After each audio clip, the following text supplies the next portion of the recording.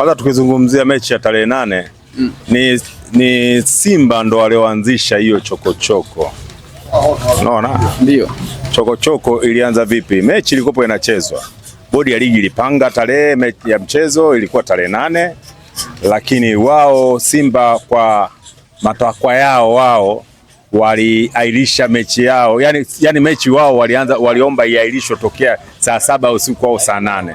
Mpaka siku ya pili asubuhi mechi ilikuwa inajulikana na bodi ya ligi mechi kwa wanajua kama mechi na kila mtu alikuwa anajua mechi ipo tarehe 8 na Yanga wakapeleka timu kama kawaida. Unaona?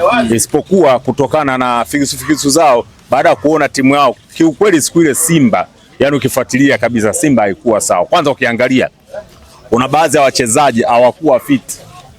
Na kuna baadhi ya wachezaji wao walikuwa na kadi zao nyekundu. Unaona? Sasa ukiangalia katika wachezaji wao katika first 11 yao ndo walikuwepo.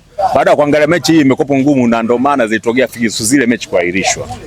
Unaona? Sasa ikapangwa baada ya kuitibua ile siku ile bodi ya ligi wakakaa kwa wao kwa mapenzi yao na Simba ikabidi mechi waipange tarehe 15. Tarehe 15 Yanga nao wakasema basi na sisi hatuchezi na kwetu tuchezi ngo. Yani lazima tuendelee ilikuwa ni mapenzi ya bodi ya ligi na Simba. Na Simba wenyewe kwa matakwa yao baada ya kuona mechi haijakaa sawa.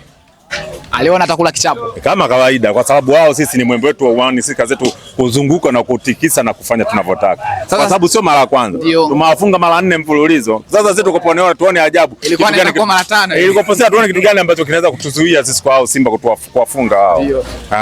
Sasa hivi tunaelekea imeahirishwa tarehe 8, ikaahirishwa tarehe 15 na inaelekea tarehe 25 ambao nyewe na Yanga vitu mko mnavitaka vimekubaliwa. Baadhi ya viongozi wa bodi ya ligi wamejihudhuru pale. Wewe unaizungumziaje kujihudhuru? Je, michezo yetu inaendelea au vipi? Kuna namna michezo imeyumba hapo? Hapajayumba kitu chochote. Hapajayumba. Yaani Yanga wametaka ni mabadiliko ya kitu fulani na kweli kimeonekana. Kwa sababu hii sio kwa Yanga tu. Yaani unajua kuna vitu bado hata tukiendelea tukiangalia mpira huu sisi umwamba wetu wa Simba na Yanga ndo tunaufanyisha hata timu ndogo hizi kuwafanyaje kuwaumiza, unaona?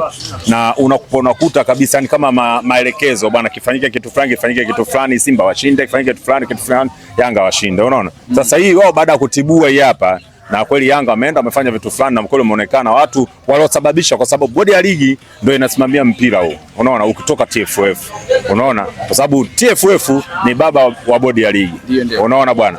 Sasa bodi ya ligi kama ilikuwa inaharibu kwa maana hiyo, na ndio maana Yanga alisimamia msimamo wao ule bwana, sisi hatuwezi tukacheza mpaka mtu fulani afanyaje aondoke, sisi tutacheza. Baada ya kuondoka watu wamesema mechi wameenda mekaa imepangwa hata 25 wanachezwa, sisi wakati wote hata kama yani mechi wakisema tucheze saa 1 asubuhi. Kwa usalimio safi kabisa. Yani safi kabisa. Wewe ni mwembe wetu sisi uane au tusumbui. Kwa hiyo sasa hivi baadhi ya viongozi wamejihudhuru, unasemaje? Je, mchezo itaenda vizuri baada ya wao kujihudhuru?